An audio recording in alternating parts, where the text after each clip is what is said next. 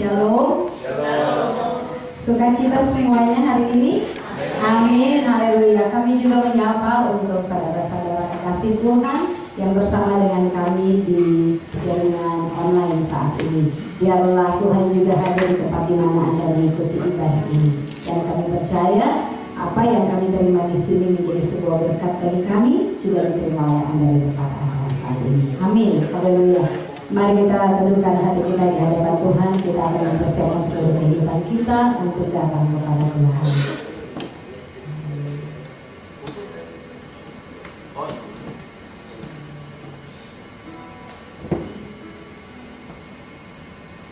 Segala puji, hormat, dan syukur Tuhan kami menyatakan hadapan hadirat-Mu, Bapa kami yang di surga, Bapa yang begitu baik dan setia menjaga kehidupan kami, Bapa yang mengizinkan kami membuka mata kami di pagi ini, mempersiapkan segala sesuatunya Tuhan Yesus untuk dapat menyembah Engkau, memuji Engkau, dan terutama Tuhan Engkau mengizinkan kami Tuhan untuk mendengarkan suara kebenaran Tuhan Yesus yang akan disampaikan oleh hamba-Mu.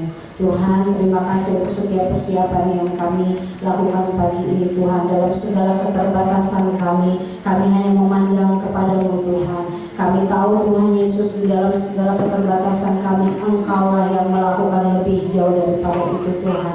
Di dalam ketidakmampuan kami Engkau memampukannya. Di dalam ketidaksempurnaan kami Engkau Allah yang sempurna bekerja Tuhan Yesus. Terima kasih Tuhan, kami mau beribadah kepada-Mu. Kami membawa hati dan seluruh kehidupan kami, pikiran kehendak kami ditundukkan di hadapan-Mu Tuhan, agar ibadah ini sungguh-sungguh menyenangkan hati-Mu saja ya Tuhan.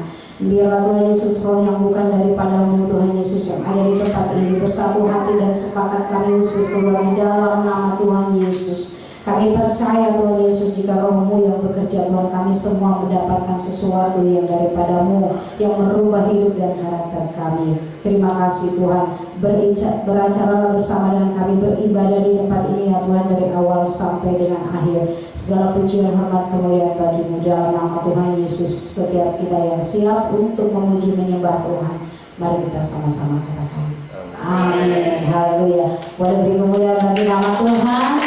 Tadi semua udah salaman, kalau ini enggak modelnya begini, ya kan, kalau teater oke lah ya, karena ini classroom jadi sudah salaman, nanti sebentar ada waktu berfellowship lagi ya. Haleluya.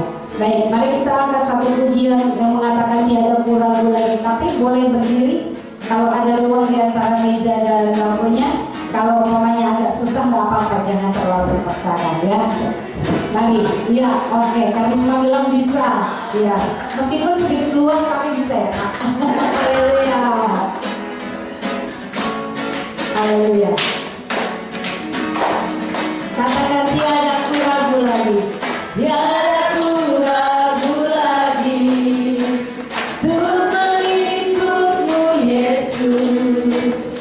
Tiada ku ragu lagi untuk melayani-Mu. Walau banyak rintangan, walau banyak rintangan, dan badai pun menerjang, tiada ku ragu lagi untuk selamanya.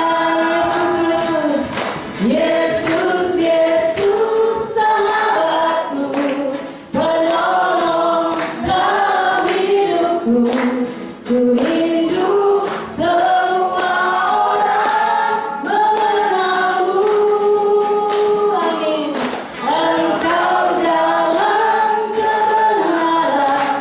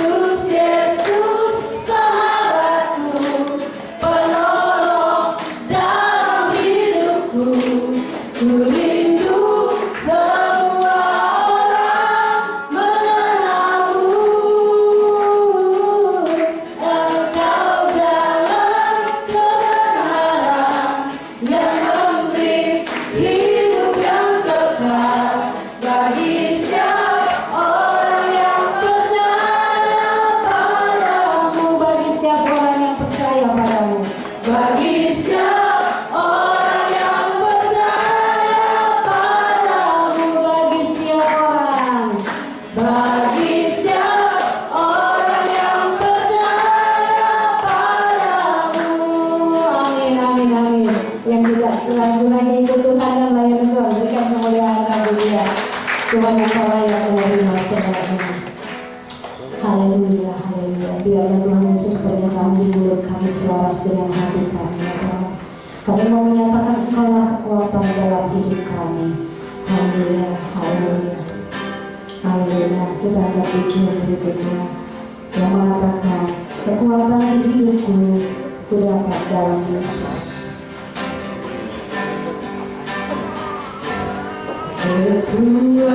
Kekuatan di hidupku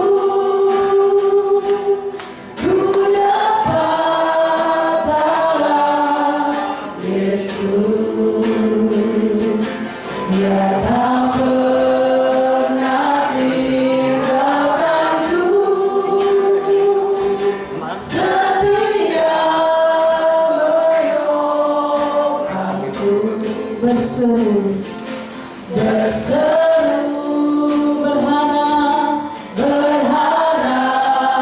dalam Yesus. Dari awal katakan kekuatan di hidupku. Haleluya.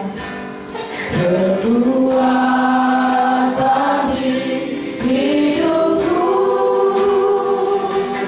kudapat dalam Yesus.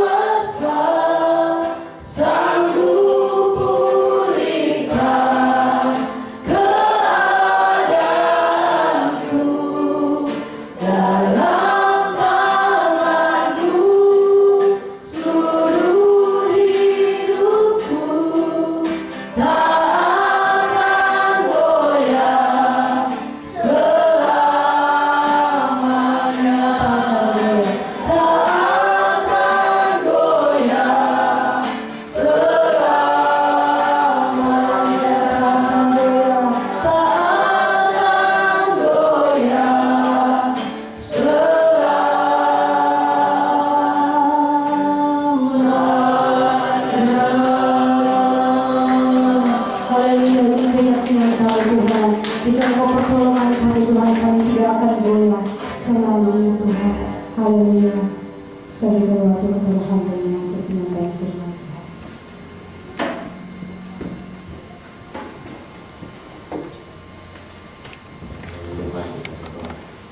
Bapa kami dalam surga, terima kasih pagi ini kami naikkan syukur kami kepada Tuhan untuk segala perbuatan-Mu yang ajaib, segala perbuatan-Mu yang heran dalam hidup kami.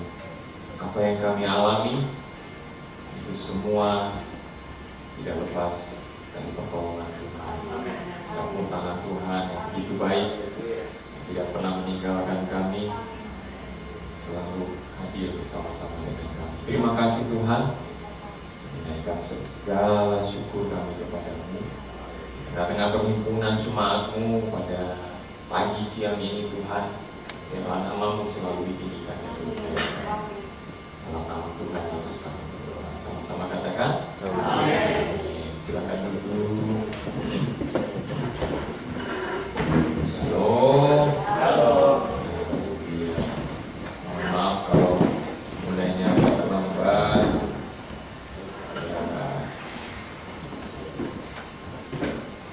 AC-nya juga masih ya karena baru nyala, jadi masih sepoi-sepoi. AC-nya masih sepoi-sepoi. Oke. Apa kabar semua? Luar biasa. Luar biasa apa nih? Luar biasa. Pokoknya di luar dari biasanya lah. Oke. Kita sudah masuk minggu ke-3 ya. Bicara tentang meekness, bicara tentang kelemah lembutan ya.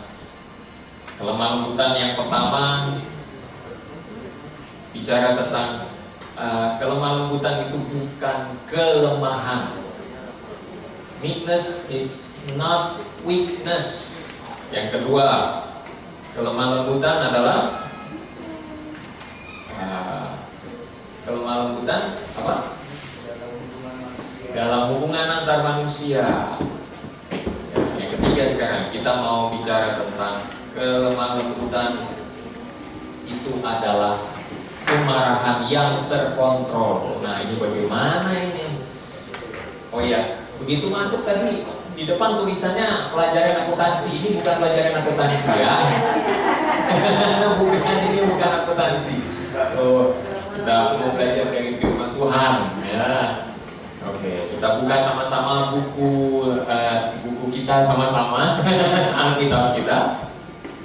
Kita mau bicara tentang kelemah lembutan sebagai kemarahan yang terkontrol, balance anger. Ternyata di dalam terjemahan bahasa Yunani, kata kelemah lembutan atau protes ini lama-lama udah makin ingat semuanya. Protes bukan protes lagi, saya udah berkali-kali bilang ya. Protes itu didefinisikan sebagai titik tengah yang sempurna antara berlebihan atau kekurangan dalam hal kemarahan.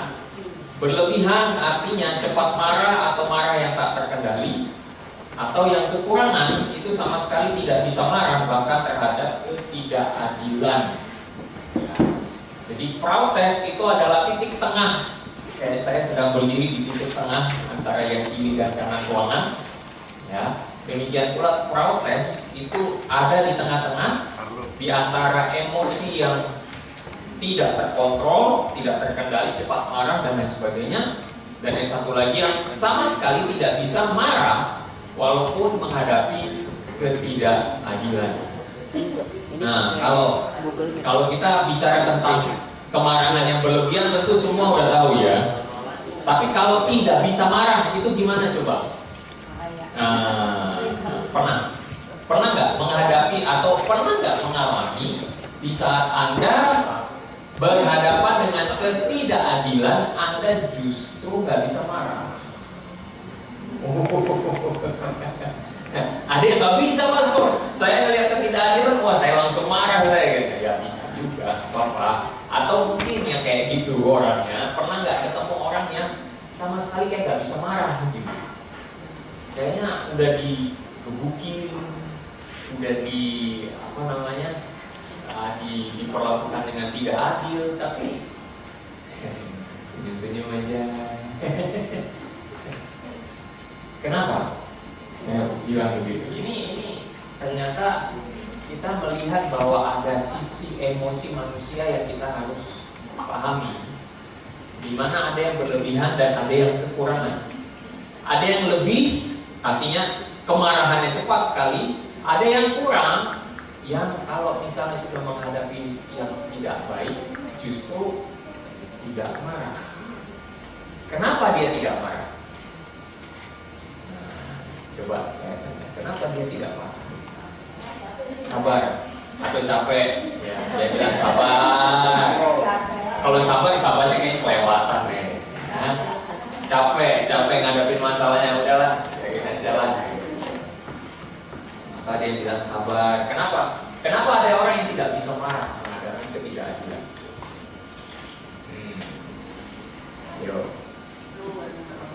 Ruwet. Dan kecapean. Iya. Nah, ada masalah di sini yang kita hadapi banyak kali terjadi dalam kehidupan. Kadang-kadang kita juga. Karena gini, pandangan umum adalah orang-orang Kristen itu orang-orang yang sabar. Katanya. Nah, sabar. Saking sabarnya sampai kalau sudah diperlakukan dengan tidak adil, tidak akan marah. Ini masalah loh. Ini masalah besar. Kenapa? Karena spektrum emosi kita kayaknya mentok di sisi kiri doang gitu. Sisi yang terlalu marahnya berlebihan. Sementara sisi kanannya enggak gitu. Spektrum emosi kita kayaknya mentok di tengah, ya ke kiri-kiri aja gitu. Pernah lihat ada mobil yang setirnya selalu ke kiri doang? Atau ada yang naik motor setirnya stangnya ke kiri doang gitu, atau ke kanan aja gitu, ada? Nggak bisa ya? Nggak mungkin gitu, nggak mungkin bisa jalan. Ya, ketimbang Anda punya ban gembos atau stangnya yang cuma kanan aja, mendingan Anda pilih mana gitu. Kalau pilih yang kanan doang, ya sama aja nggak bisa jalan juga, susah gitu. Tapi kalau ban gembos masih bisa dipompa gitu, masih bisa. Nah, kalau sudah stangnya ke kanan aja itu nggak bisa jalan. Begitu pula kita manusia. Kita punya emosi yang harus balance sebenarnya. Harusnya seimbang. Ada waktunya kita marah, ada waktunya kita tidak perlu marah. Cuma karena anggapan umum itulah yang membuat stigma cara berpikir yang salah di dalam pikiran kita. Nah, saya mau ajak kita melihat satu contoh teladan kita yang ternyata bisa marah. Kita lihat di dalam Lukas pasal 19. Lukas pasal 19 ayat 45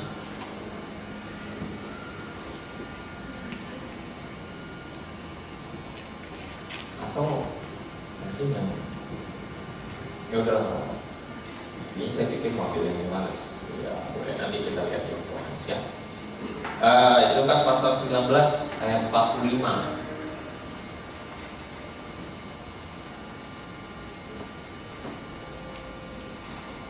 Sampai dengan 48. Udah ketemu semua? Sudah, oke. Yuk kita baca sama-sama. Gak apa-apa, nggak usah berdiri, sambil duduk aja. Agak susah berdiri soalnya. 3, 2, 1. Lalu Yesus masuk ke bait Allah dan mulailah ia mengusir semua pedagang di situ. Katanya kepada mereka, ada tertulis, rumahku adalah rumah doa, tetapi kamu menjadikannya sarang penyamun. Tiap-tiap hari ia mengajar di bait Allah. Imam-imam kepala dan ahli-ahli Taurat serta orang-orang terkemuka dari bangsa Israel berusaha untuk membinasakan dia. Tetapi mereka tidak tahu bagaimana harus melakukannya, sebab seluruh rakyat terpikat kepadanya dan ingin mendengarkan dia. Nah, sekarang coba buka di dalam Yohanes pasal 2. Yohanes pasal 2 ayatnya yang ke-13.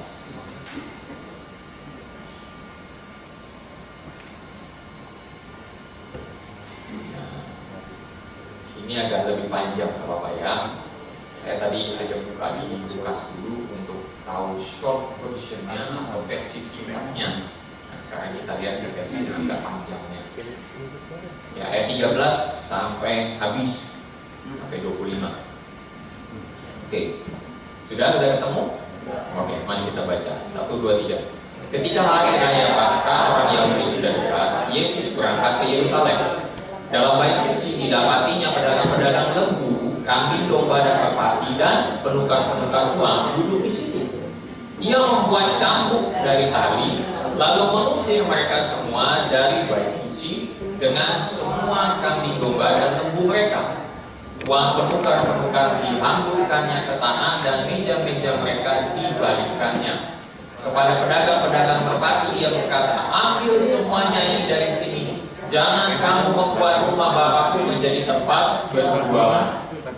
Maka teringatlah murid-muridnya bahwa ada tertulis, cinta untuk rumahmu menghanguskan aku. Oke, kita stop sampai situ dulu.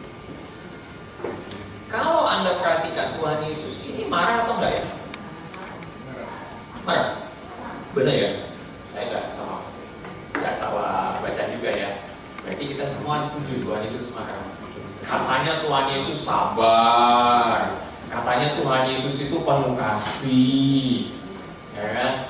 Katanya Tuhan Yesus itu lemah lembut. Nah, orang kan sudah mulai berkata-kata seperti itu. Tetapi ketemu ayat ini langsung pada stuck semua. Kok Tuhan Yesus marah juga ya? Nah. Oke. Marah itu dosa nggak? Marah dosa apa enggak? Siapa yang setuju marah itu dosa? Nah, tergantung marahnya.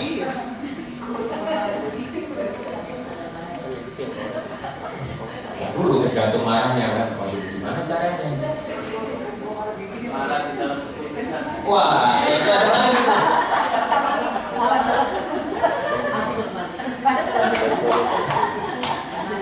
Marah dalam kekudusan bisa ada.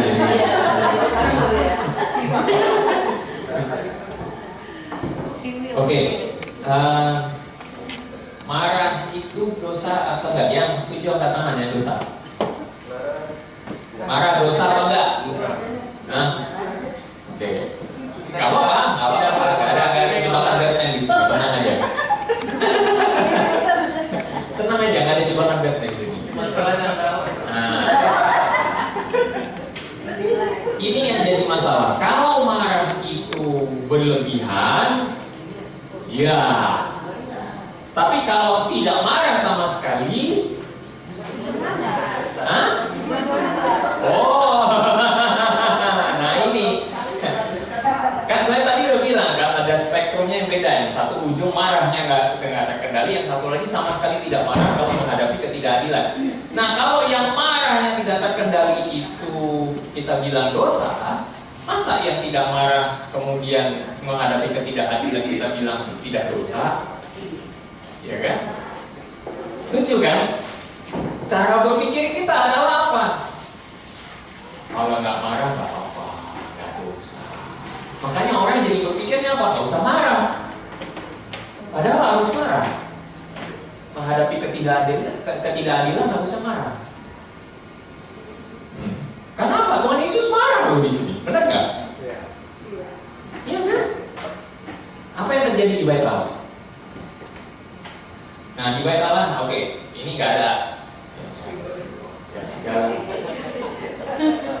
Anggaplah ini semua bagian dari bait Allah ya.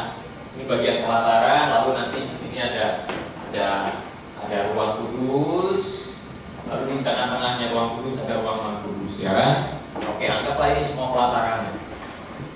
Nah, ada orang-orang yang berjualan itu di sini-sini. Di sini. Nah, mereka berjualannya ya terbagi ya. Ada yang di sini lebih banyak. Biasanya yang lebih banyak itu di sini. Yang di sini kurang. Kenapa saya bilang di sini lebih banyak? Karena di bagian sini adalah untuk orang-orang yang bukan Israel. Kalau mau beribadah, mereka masuk dari pintu sebelah sini. Ya, bukan dari pintu tengah. Ya kayak kita gitu kan, begitu mau datang ibadah pintu cuma satu. Gitu. Tapi di bait Allah pintunya ada banyak. Nah, orang yang bukan orang Israel, bukan keturunan murni orang Israel, mereka harus masuk dari pintu sebelah sini. Ya, pintu sebelah kiri bilangnya. Nah, kalau dari pintu sebelah kiri kemudian mereka masuk, tetapi dihalangi oleh orang-orang yang berjualan. Ngerti ya? Paham ya? Ini yang berjualan lebih banyak di sini, menghalangi orang-orang untuk masuk. Sengaja mereka jualannya di sini. Karena kalau mereka jualannya di sini, dimarahin sama imam-imam juga. Tapi sebenarnya imamnya nggak bakalan marah juga sih. Karena apa? Diuntungkan. Yang kali ada yang masuk lewat sini, lalu belanja di sini, imam-imam dapat persenannya juga. Iya, baru tahu. Nah, makanya dikasih izin boleh. Tapi mereka dapat di sini juga nggak dapat juga. Tapi sengaja dibikin lebih banyak di sini supaya menghalangi orang-orang yang bukan Israel supaya bisa beribadah masuk di dalam bait Allah. Licik ya? Inilah ketidakadilan.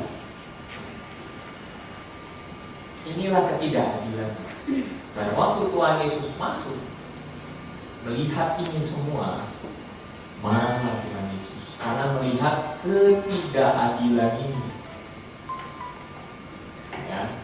Ya puji Tuhan ada papan tulis walaupun tidak ada nggak apa-apa. Iya, oke. Jadi bagian ini menjadi bagian yang dipenuhi dengan ketidakadilan. Dan Tuhan Yesus marah sampai-sampai dibilang dalam tadi kitab Lukas, meja-meja dibalikan semua, ya kan? Kemudian dalam kitab Yohanes ditulis di sini ayat 15, ia membuat apa di situ? Campur. Ini mah bukan marah yang ecek-ecek ini, bukan cuma negur, marahnya marah besar. Paham ya? Kenapa kita bilang menghadapi ketidakadilan kita diem aja, terus dibilangnya itu tidak berdosa? Buat saya, ketika kita menghadapi ketidakadilan, melihat ketidakadilan seperti itu dan hati kita tidak marah, itu berdosa sebenarnya. Kenapa? Karena kita oke-oke aja dengan ketidakadilan. Paham maksud saya? Kalau hati kita melihat ketidakadilan tidak marah, bahaya. Itu artinya kita sudah berkompromi dengan dunia. Biarin aja lah, sok wae capek ngurusin politiknya dan lain sebagainya. Tapi Tuhan Yesus lihat politik kan gitu. Dia nggak takut dengan politik. Ya, tabrak itu semua, bahkan dia buat reformasi. Tadi di dalam kitab Lukas disebut karena rumahku disebut rumah doa. Kemudian ayatnya ke-17 dikatakan cinta untuk rumahmu menghanguskan aku. Ini adalah alasan terpenting untuk melihat kelemah lembutan Tuhan Yesus. Marah karena ada alasan yang paling tepat. Marah karena melihat bahwa rumah Tuhan itu dijadikan tempat ketidakadilan. Itu yang paling penting. Bukan masalah berjualannya. So itu saya, ini bukan masalah berjualannya, tetapi masalah ketidakadilannya. Ya, ini masalah ketidakadilannya. Kalau kemudian kita bilang, oh itu masalah berjualannya, oke, kalau gitu nanti yang open PO batalin semua ya. Ayo loh, yang open PO batalin semua loh. Gak boleh berjualan kan? Ini bukan masalah berjualannya, tetapi yang paling penting adalah masalah ketidakadilan. Nah, kenapa mereka berjualan? Ini ada alasannya kenapa mereka berjualan. Yang mereka jual itu apa? Apa di situ? Ada apa? Ada lembu, ada kambing, ada domba, ada merpati. Apa ini semua? Korban, betul. Itu adalah korban. Mereka jualan karena mereka tahu yang datang ke bait Allah itu dari tempat yang jauh-jauh.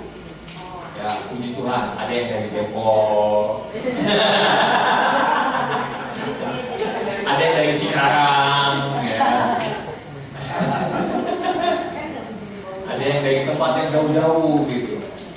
Nah, begitu mereka mau datang, mikir dong, ini kalau saya bawa lembu, bawa domba, apa segala macam dari rumah, ya olah saya.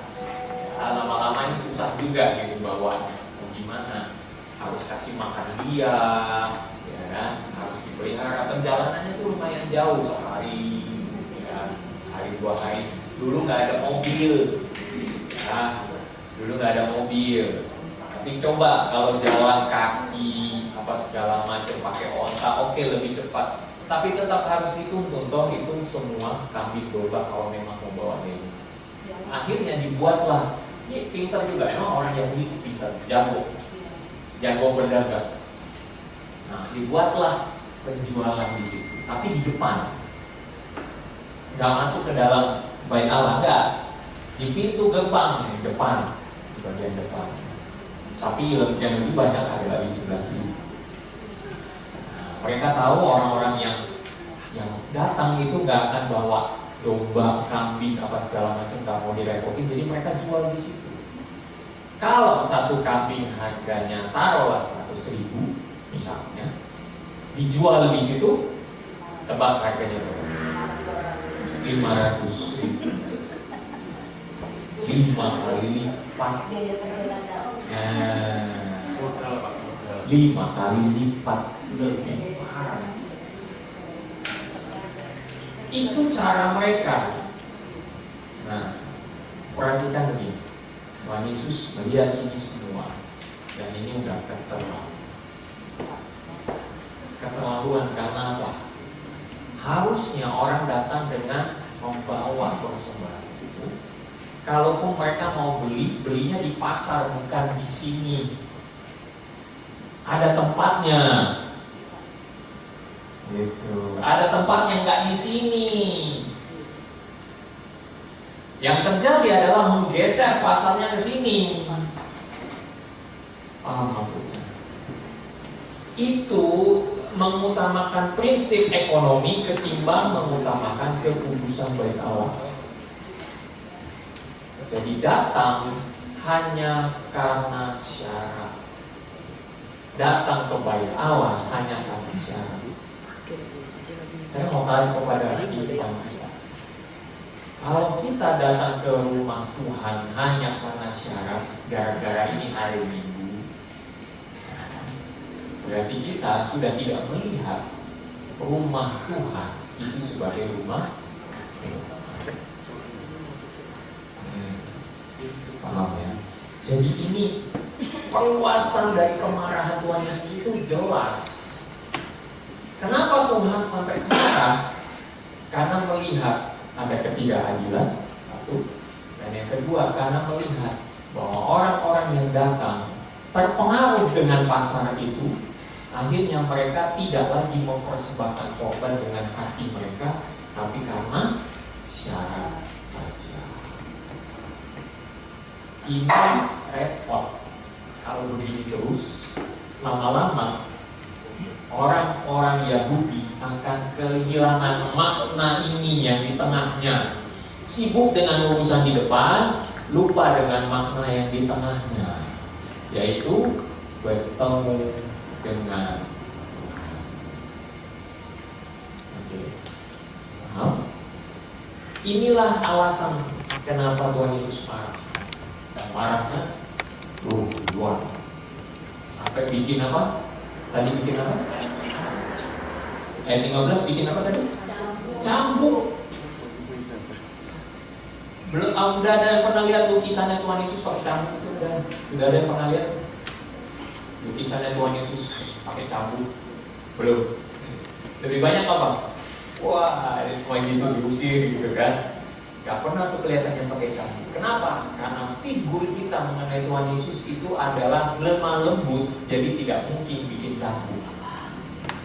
Tapi Tuhan Yesus bikin cambuk. Anda tidak salah baca. Ia membuat cambuk.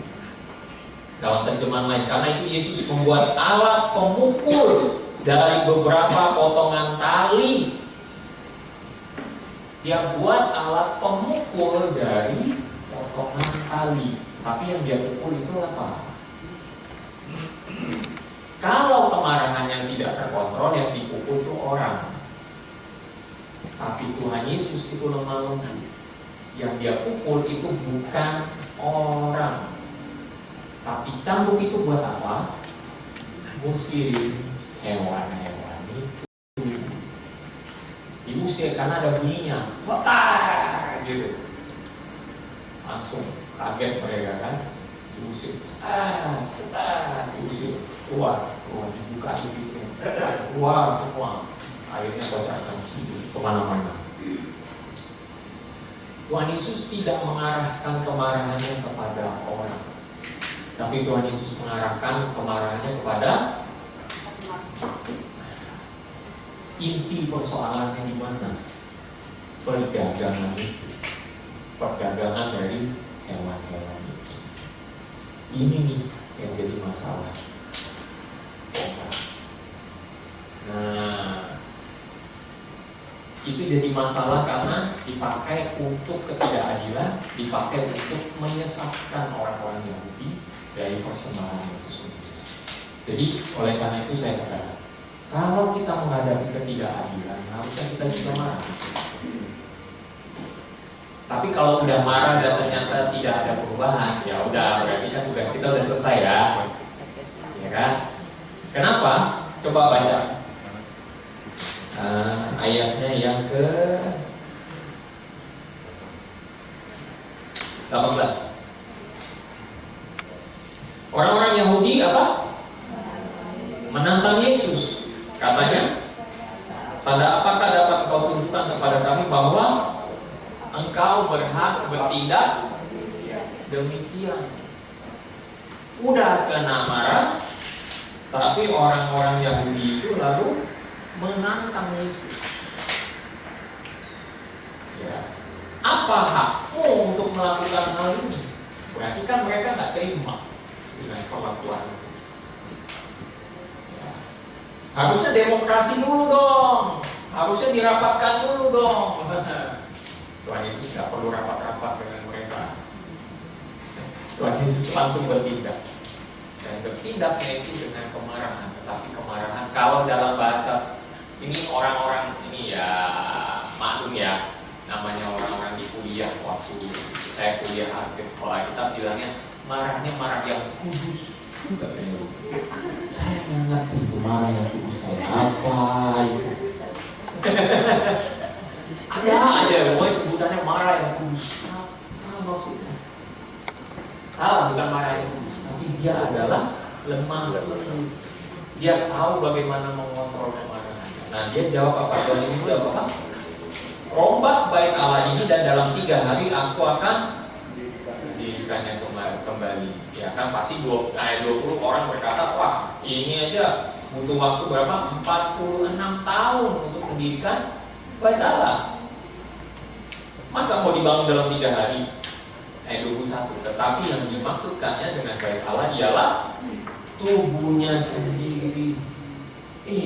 Ternyata kemarahannya berkaitan dengan tubuhnya sendiri. Bait Allah langsung dikaitkan dengan tubuhnya sendiri. Dan ini dijawab, apa maksud dari tubuhnya sendiri? Dalam tulisannya Paulus di dalam 1 Korintus dikatakan, kita adalah tubuh Kristus. Jadi Kristus marah karena ini berkaitan dengan kita secara pribadi. Kalau kita menghadapi ketidakadilan, marah. Kalau kita melihat adanya penyelewengan makna dari makna rohani menyeleweng jadi makna cuman syarat, marah. Gak apa-apa. Tapi ingat, marahnya jangan maki-maki. Ya, Tuhan Yesus pakai kalimat kematian nggak di sini? Gak ada. Terus kita kalau marah jangan pukul-pukul, ya kan? Jangan main tangan. Tuhan Yesus pakai cambuk kenain ke orang nggak? Tidak. Dia tidak melukai orang. Sengaja cambuk itu dipakai hanya untuk mengusir binatang-binatang itu. Ya, pertama, perkataan kita jangan sampai perkataan yang menyakiti. Kedua, kalau kita mau bertindak, hati-hati dengan tangan kita, jangan sampai melukai orang. Amin. Nah, cuman biasanya tangan nggak nyampe, kata-kata yang nyampe. Wah, tangan nggak nyampe, nggak bisa nih, kita nggak, udah kesel, udah marah, apa segala macam, kita pukul nggak nyampe, kata-kata lah yang keluar. Hebat ya, kata-kata itu walaupun jaraknya itu jauh sekali, tapi entah kenapa orang kalau dikasih dengan sesuatu yang nyelekit, walaupun jaraknya jauh, kuping tuh peka aja gitu. Misalnya contoh aja, jelek lu, langsung lu mereka nengok. Iya kan? Iya kan? Langsung mereka nengok gitu. Tapi kalau kita bilang, oh cakep lu, nggak ada nengok-nengoknya. Iya kan? Kenapa begitu kata-kata yang jelek, kata-kata makian yang keluar itu langsung lu didengar oleh mereka. Lucu ya. Kemarahan yang tersimpan di balik kalimat itu dengan mudah dapat dikenali orang. Nah, saya mau kasih tahu ada dua reaksi kita. Satu, bagaimana kita menahan kemarahan kita, dan yang kedua, bagaimana kalau kita berhadapan dengan orang yang marah. Ya. Oke, kita masuk kepada aplikasi kita. Kalau kita berhadapan dengan orang yang marah, jangan buru-buru dibilang, sabar. Jangan buru-buru dibilang, sabar. Enggak, kita ingat, kita tidak sedang memadamkan api yang membara. Bukan. Ya, bukan. Harusnya kita tanya, oke, sini dulu. Kita menepi dulu. Sampai dulu, jauh dari kerumunan orang. Ada apa? Saya pernah waktu bawa mobil gitu. Ini udah lama kejadian, udah lama banget. Waktu saya bawa mobil, jalannya kosong sebenarnya itu Pak. Saya nggak terlalu cepat, biasa aja. Jalannya biasa, lalu ada yang mobil putar balik gitu. Jadi saya agak pelan. Memang berhenti, karena orangnya nggak ngomong langsung gitu, dia pelan-pelan nungguin. Karena nggak kesel juga ya. Kalau orang tuh udah kasih kesempatan buat dia putar balik, dia malah pelan-pelan jalan. Ya ada apa gitu kan? Saya berhenti. Nggak tahu nih di belakang saya ditabrak sama motor. Yes. Gitu. Wah, kaget dong. Saya tinggi dulu, terus saya turun, saya lihat orangnya yang bawa motor, dia pertama kali itu langsung marahin saya. Bapak kenapa berhenti? Dan itu menarik banyak orang datang. Menarik orang yang ada di pinggir jalan. Ada yang sampai lari. Nggak tahu dia jaraknya dari pintu gerbang sana lari. Ada apa gitu. Saya diam aja. Saya tungguin dia, pokoknya dia lagi komentar apa panjang lebar.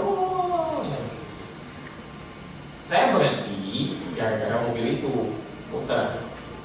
Kalau saya nggak berhenti, saya nabrak. Iya, tapi bapak jangan berhenti ya, tiba-tiba gitu. Lihat lampu rem saya nggak? Lihat lampu rem saya nggak? Saya diamin aja, pokoknya saya kasih pertanyaan-pertanyaan yang bikin dia mikir. Lama-lama orang jadi nggak interested, nggak jadi tertarik lagi dengan, wah ini ada apa. Harusnya kan kalau misalnya motor yang nabrak atau motor nabrak itu kan mobil tanggung jawab, pokoknya yang badan yang paling gede itu tanggung jawab gitu kan. Tapi saya tetap aja, saya nggak, ini saya tetap ada isunya apa, kenapa dia nabrak saya. Nah, saya bilang ya, dia yang nabrak. Saya cuma berhenti karena pas mobilnya lewat depan saya. Akhirnya orang pada gak interested lagi, gak tertarik lagi, udah pada bilang ya udahlah, udah bubar. Bubar. Gak ada yang menarik nih, udah pokoknya ini urusannya selesaikan aja sendiri. Ya udah, tinggal kami berdua. Tahu apa yang terjadi?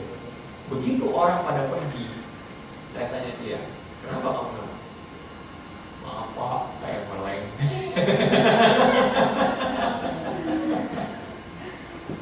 Kalau saya tanggapi dengan kemarahan, habis saya, disikat saya di situ. Itu orang kerumunan banyak. Saya juga mungkin, tapi saya tenang aja, saya biarin aja. Dia marah-marah apa segala macam, saya biarin deh. Tapi saya kasih pertanyaan-pertanyaan supaya dia tahu saya bukan yang diem dia. Saya kasih pertanyaan yang buat dia mikir, oke, dia mikir. Dan akhirnya dia nggak jadi marah, dia malah. Jadi menghadapi orang yang marah, jangan kitanya juga ikut-ikutan. Lemah lembut artinya kita tahu bagaimana kita harus mengontrol diri kita, tidak marah pada saat yang tidak tepat. Nah, bagaimana kita mengendalikan amarah kita? Nah, ini pertanyaan kedua. Bagaimana kita mengendalikan amarah kita? Coba jujur aja, siapa di sini yang bergumul dengan kemarahan? Angkat tangan. Semua lah ya, hampir semua ya. Kita semua bergumul dengan kemarahan. Bagaimana caranya kita bisa mengendalikan diri kita supaya tidak lekas? Oke. Biasanya kemarahan itu lewatin proses berpikir dulu nggak? Saya langsung aja nih. Lewatin proses berpikir dulu nggak? Kenapa?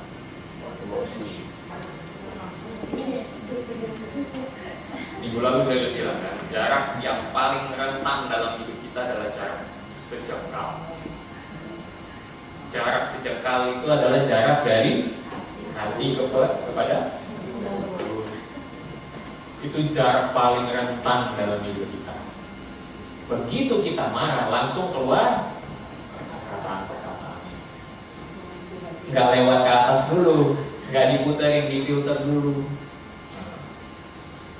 Tapi firman Tuhan juga katakan, dari hatilah sumber kehidupan kita. Kemarahan, kalau itu sudah tidak terkontrol, maka kita perlu refleksikan diri kita sendiri. Kenapa kok saya marah-marah? Ada apa nih kok saya nggak bisa kontrol diri saya? Ada apa nih? Mungkin ada kaitannya dengan masalah, ya. Mungkin ada kaitannya dengan trauma yang belum beres. Mungkin ada kaitannya dengan didikan orang tua. Mungkin ada kaitannya dengan pergaulan yang penuh dengan kemarahan dan lain sebagainya. Coba Anda telusuri diri Anda sendiri. Kenapa saya tidak bisa kendalikan diri pada saat saya marah?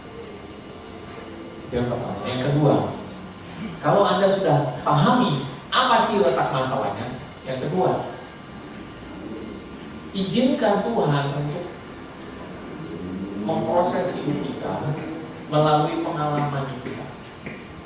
Saya kan udah bilang dari bulan pertama ini, dari bulan awal ini, Anda akan menghadapi banyak masalah bulan ini, ya enggak?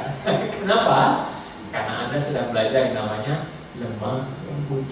Anda akan dipancing nih ke depan untuk marah. Anda pasti akan dipancing ke depan untuk ini marah, pasti saya yakin akan ada ketemu masalah yang akan memancing emosi Anda. Tapi ingat baik-baik, pesan firman Tuhan hari ini, Tuhan Yesus marah karena ketidakadilan. Tuhan Yesus marah karena terjadi penyelewengan rohani. Apakah Anda marah karena alasan yang tepat? Pikirkan itu. Ya, sebelum Anda marah, ingat pesan ini baik-baik. Stop, pikirkan dulu. Di stop baru pikirkan dulu. Apakah ini marahnya benar? Alasannya apa? Nah, kalau kita bisa menghentikan sampai di situ dan berpikir, saya yakin kemarahan Anda akan terkontrol dengan sendirinya. Pelan-pelan Anda akan memarah. Ini kenapa saya marah? Mungkin karena saya melihat ketidakadilan di sini.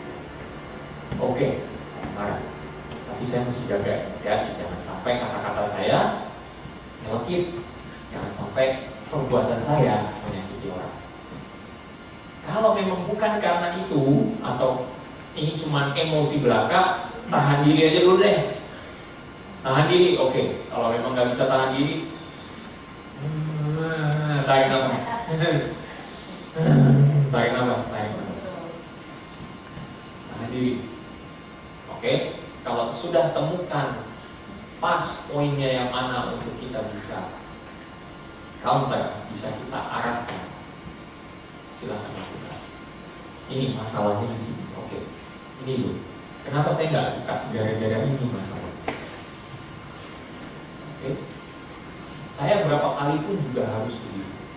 Udah lagi marah nih, tapi saya udah ingat tadi pokoknya jangan sampai kata-kata saya salah. Di pikiran udah mulai keluar, ya kita jeda-jeda aja dah. Tapi lama-lama saya proses lagi. Nggak bisa gitu juga kalimatnya. Saya nggak bisa bilang orangnya salah, nggak boleh gitu. Oke. Orangnya keliru. Kalimatnya lebih enakan mana? Keliru. Ya kan? Orangnya keliru nih, salah tangkap nih. Oke. Harus diproses dulu. Kemarahan itu harus diproses. Sama dengan kesedihan, itu pun juga harus diproses. Jadi emosi kita jangan dibiarkan kayak kuda liar. Emosi kita harus ada tali kekangnya. Seperti yang saya katakan, praus itu adalah tali kekang. Emosi kita itu harus dikekang. Hari ini kita belajar bagaimana kita berhadapan dengan orang marah, bagaimana kita mengendalikan diri kita kalau kita marah. Tapi jangan kabur ya. Kalau Anda merasa untuk wah ini udah terlalu panas, oke. Tapi kasih tahu, saya nggak bisa nih kalau terus-terusan begini. Saya mau cari udara segar dulu lah. Jangan tiba-tiba nyelonong bleh langsung jalan gitu. Pokoknya ninggalin rumah atau tinggalin kantor atau pokoknya nyelonong bleh gitu aja. Nggak, kasih tahu lah. Bilang saya lagi nggak asar nih. Saya tinggal dulu ya. Mau tenangin hati. Ya udah, ngomong. Begitu udah ngomong, udah. Berarti kan kita minta izin sama orang itu untuk jangan ganggu kita dulu. Boleh nggak? Boleh, kan sopan. Nah, kita keluar, kita tenangin hati, baru kita masuk ke dalam. Jangan udah tenangin hati. Udah lah, malas masuk ke dalam pulang. Jangan gitu juga. Tenangin hati, masuk ke dalam, selesaikan. Amin. Kalau nggak nanti berobotin di dalam, repot nanti kalau kayak di dalam. Entah ya, kenapa kok dokter? Berapa kali Anda pernah ke dokter? Pertanyaan yang ditanyakan oleh dokter pertama kali adalah stres ya. Ayo ngaku, siapa yang pertama kali dengar dokter? Begitu Anda pemeriksakan diri di dokter, pertanyaan dokter yang pertama kali adalah stres ya. Pernah nggak begitu? Oh ada yang enggak, kalau yang enggak berarti udah tahu sebenarnya masalahnya apa, udah sakit apa. Ya, biasanya sakit apa ya, tapi ada yang stres enggak? Saya pernah, ini terakhir ya cerita saya di Cikini itu ada satu dokter yang saya dulu ada masalah dengan pelajaran namanya hipotiroid. Nah hipotiroid ini dokternya yang ahli ada di Cikini, ahli internis gitu. Mungkin dulu tahu kali ini dokternya, dokter siapa itu udah lama profesor ya. Hah? Selamat ya? Oh iya bukan selamat, kalau nggak salah namanya. Oke, begitu saya baru duduk. Udah tahu nih stres ya. Aduh, dia udah tahu gitu. Dia udah lihat, nggak perlu pakai stetoskop dicek apa, tes darah apa, nggak usah. Dia begitu melihat saya, dia lihat dari atas bawah, udah tahu stres ya. Langsung gitu. Ternyata kalau kita stres itu dari mana kan? Karena kita terlalu banyak menahan di dalam, kemarahan yang gak beres, kesedihan yang tidak tuntas, kekesalan yang tidak tersalurkan dengan baik. Ya, oke, kamu setuju aja ya. Intinya adalah kalau kita terlalu banyak menahan, gak sehat gitu. Oleh karena itu, Tuhan Yesus saja melihat ketidakadilan, Tuhan Yesus marah. Jadi dengan demikian, saya memberikan izin kepada Bapak Ibu Saudara berdasarkan firman Tuhan, kalau melihat ketidakadilan, marah. Nah, belum pernah kan dengar ada yang khotbah kayak gini kan? Terobosan baru. Terobosan baru. Kalau Anda melihat ketidakadilan, marah. Kalau Anda melihat sesuatu yang tidak baik, yang harus dibenarkan karena terjadi penyelewengan rohani, marah. Gak apa-apa. Tuhan Yesus saja marah. Tapi ingat, marahnya terkontrol. Karena Anda sedang mempraktekkan kelemah Tuhan. Amin. Oke. Ada yang mau tanya? Satu aja. Waktu itu ada yang mau bertanya? Oh, itu Meli. Selamat datang. Silakan. Bagaimana peran Roh Kudus dalam proses kemarahan Peran Roh dalam Kudus. sholat ini? Good. Itu. Peranan Roh Kudus adalah satu, Roh Kudus akan mengingatkan kepada kita, jangan sampai lepas kontrol. Jaga kata-kata kita, jaga tindakan kita. Roh Kudus akan ingatkan kita. Masalahnya kalau sudah emosinya meledak, suara Roh Kudus tidak lagi. Bagaimana caranya supaya suara Roh Kudus selalu didengar? Bergaullah dengan Roh Kudus setiap hari. Kenali suaranya. Kenali suara Roh Kudus yang sedang berbicara, walaupun suaranya tidak terlalu keras. Sama kayak tadi saya ngomong, begitu orangnya udah jauh, walaupun kita ngomongnya dari jauh gitu, wah jelek tuh, dia nengok.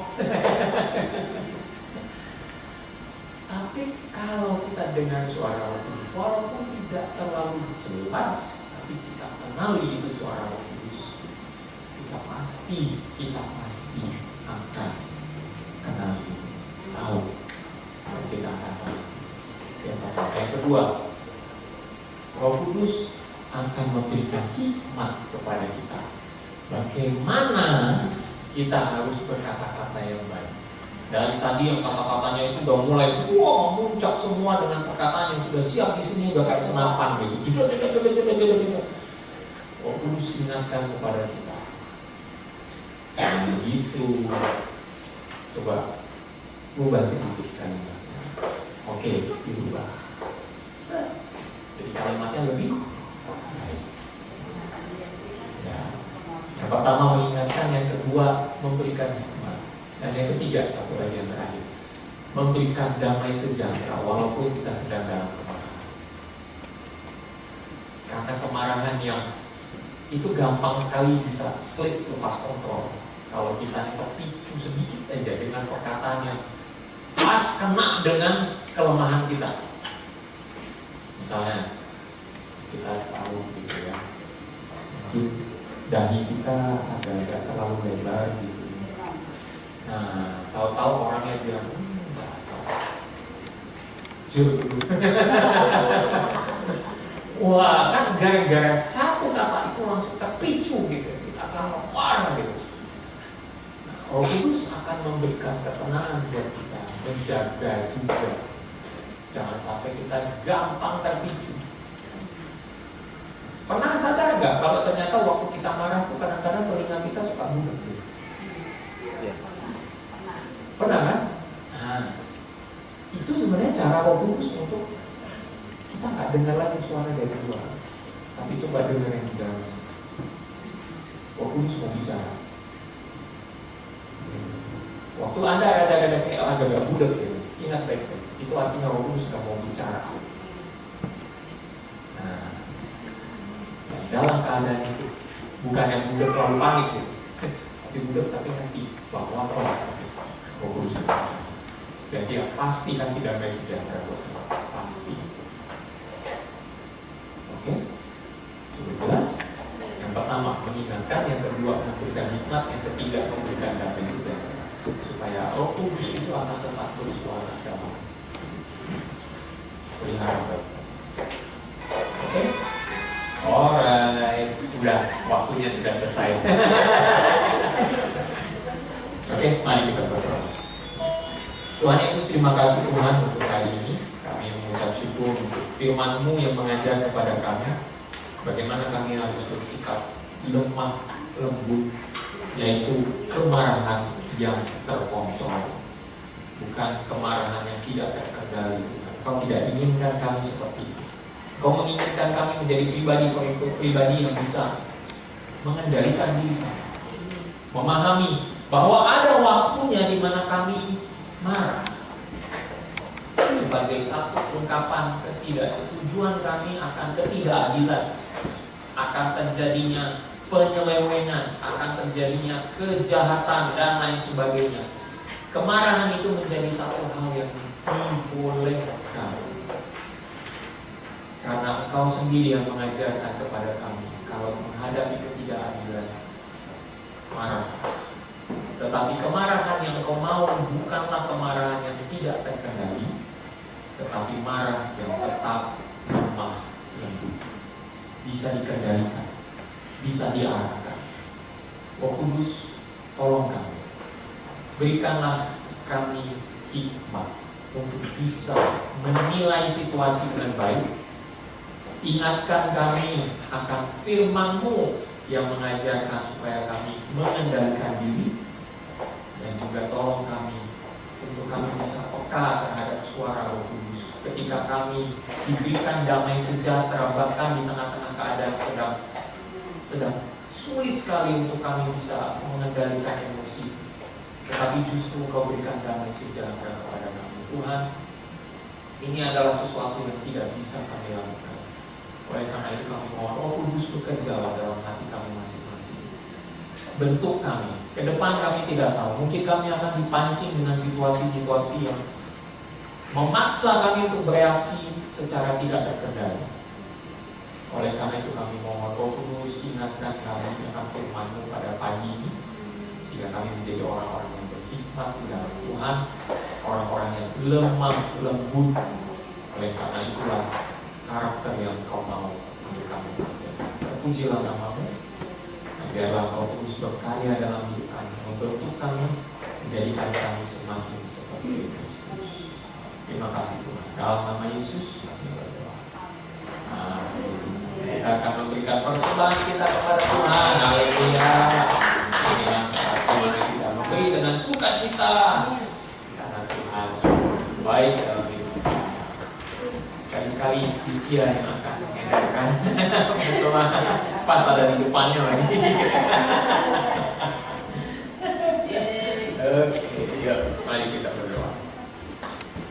Tuhan, terima kasih untuk berkat-Mu yang kami terima di dalam kehidupan kami, yang kami nikmati dalam hidup kami, dan kami ingin memberikan persembahan kami sebagai ungkapan syukur kami di hadapan Tuhan. Terpujilah nama-Mu kekal selama-lamanya, dan biarlah Kau terus berkarya dalam hidup kami, dan biarlah dalam hidup kami juga menjadi berkat bagi banyak orang. Dimanapun kami berada, kami menjadi berkat bagi orang lain. Terima kasih Tuhan. Dalam nama Yesus kami berdoa.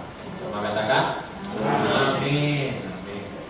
Nah, sambil kita memberikan persembahan, Bapak Ibu Saudara, bisa jadi ini adalah hari terakhir kita di ASMI. Ya. Karena begini, apa yang terjadi dalam satu minggu ini, satu minggu yang sudah lewat, itu pure untuk kerjaan tangan Tuhan, betul-betul murni pekerjaan tangan Tuhan. Memang kita diberikan satu tempat atau menyewa satu tempat itu anugerah Tuhan, ya, dan kita bisa pakai sampai 2 tahun. Itu anugerah Tuhan. Tempatnya di mana? Betojo, ya, di Betojo. Kalau Betojo bingung, Cideng Timur, ya, Cideng Timur bingung, Gambir. Itu kecamatan Gambir loh, kecamatan Gambir. Nah, dalam satu minggu ini ada aja. Sekali waktu tahu saya ditelepon, Pastor gimana kabarnya? Oh baik-baik puji Tuhan. Ada pelayanan baru ya? Bagaimana pelayanannya? Oh ya, pelayanan saya begini. Oh gitu. Memang sudah bisa ditempati belum? Belum. Saya masih ini kok pelan-pelan nyicil AC-nya dulu, segala macam. Semua sudah mulailah dikit-dikit. Oh gitu. Ya udah deh, saya mau sumbang AC 1 gitu. Wah, puji Tuhan. Besokannya ada lagi yang telepon. Gimana? Sudah selesai belum tempatnya? Belum. Masih inilah. Oke, ya udah ini ada dana kirim ya buat sumbang AC lagi. AC ada lagi. Kita perlu 6 AC tuh bayangin. 3 dari yang 2 PK, 3 yang 1 PK. Dan itu dananya nggak sedikit, jutaan semua gitu kan. Sementara kas kita nggak nyampe segitu gitu. Ya ada sih kasnya nyampe, tapi kayaknya buat yang lain udah nggak bisa. Ternyata Tuhan buka hati orang-orang yang mau terbeban kasih. Ada juga yang belum apa-apa, tahu-tahu udah kasih WA ke saya. Ada nomor account? Hah? Oh ada. Langsung aja saya bilang, oh ada. Gitu lagi. Jadi akhirnya hari Rabu kami bisa beli AC 6 lampu. 6 AC langsung dibeli. Hari ini kami mau pasang. Lalu ada yang telepon lagi ke seseorang, tanya gimana pelayanannya ini. Ya masih kurang ada beberapa, tapi nggak apa-apa, kita pelan-pelan kita nyisir kursi apa segala macam. Oh kursi belum. Ya udah kursi dari saya aja. Pokoknya beres. Begitulah. Masih ada yang lain kalau kita berdoa aja. Pokoknya kita berdoa. Masih ada yang lain. Apa segala macam. Nggak apa-apa. Kita berdoa. Tuhan buka. Alat musik kita masih cuma ada gitar. Ya ada gitar bass juga. Keyboard belum ada, ya sound system seadanya aja untuk saat ini, tapi nggak apa-apa. Kita berdoa di Tuhan yang cukupkan. Dan kalau jadi, Mas Bayu udah bisa bisa jalan ya. Berarti untuk perwakannya dalam minggu ini udah bisa ya. Oke, Mas Bayu yang akan memimpin untuk urusan yang renovasi nanti. Ya, puji Tuhan, kita dapat tempatnya, ya kita punya AC-nya, itu semua anugerah Tuhan. Ya, dan lain sebagainya. Jadi ya kita puji Tuhan. Itu semua jutaan-jutaan saya nggak ngerti pokoknya dari mana. Tahu Tuhan hasilnya. Ya, puji Tuhan. Nah, untuk dana Natal ini memang masih ada perlu banyak juga. Ya, nanti abis ini akan ada meeting Natal. Ini udah membawa meeting Natal. Karena dananya masih kurang cukup banyak. Ya, kita jangan sampai kendor semangatnya. Ya, kalau nanti ditanya sisanya tinggal berapa, berarti ini orang siap-siap untuk menutupi sisanya. Oh, puji Tuhan, haleluya. Ya, kita bersyukur. Jadi kalau jadi sudah selesai, lalu nanti pasang karpet sudah bisa diselesaikan dalam waktu dekat, kita akan pindah minggu depan ke Bekojo. Tapi itu belum peresmiannya, itu belum pentabisannya, itu baru ibadah perdana saja di sana. Karena kami pikir pentabisannya perlu hari biasa. Lebih baik hari biasa saja, karena nanti ada orang-orang yang kepengen ikut tapi nggak bisa hari ini. Ya udah. Alright. Jadi ini kelas akuntansi yang terakhir. Ini kelas akuntansi yang terakhir. Minggu depan kalau Tuhan kehendaki kita akan pindah ke menurut. Oke. Mari kita pakai berdiri sama-sama dan kita akan berdoa. Haleluya. Haleluya. Mari kita ambil waktu 1 menit ini untuk mengucap syukur kepada Tuhan. Terima kasih untuk anugerahnya, untuk pelayanan di tempat ini, untuk semua yang Dia sudah kerjakan, berkat-berkatnya. Kita berikan syukur kita kepada Tuhan. Haleluya. Terima kasih Tuhan. Haleluya. Terima kasih Tuhan. Terima kasih. Terima kasih Allah. Terima kasih. Kami naikkan syukur kami kepadamu Tuhan, karena Kau sungguh baik. Engkau sungguh-sungguh sangat baik.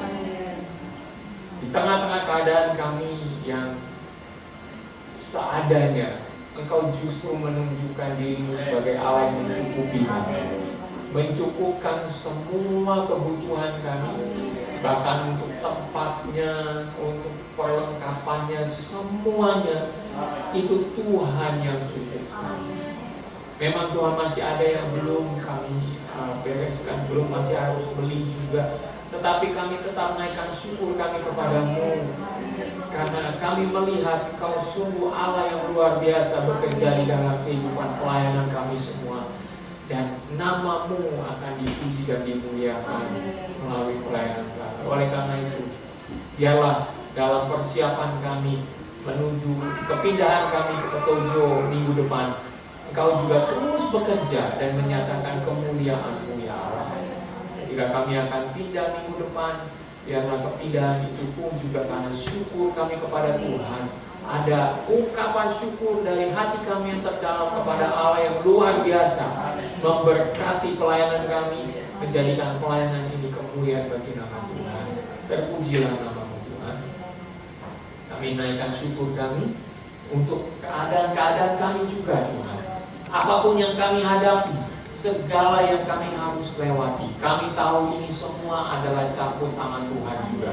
Oleh karena itu biarlah nama-Mu juga dipermuliakan lewat hidup kami, pengalaman-pengalaman kami. Apapun yang terjadi, kami mau senantiasa mempermuliakan nama Tuhan.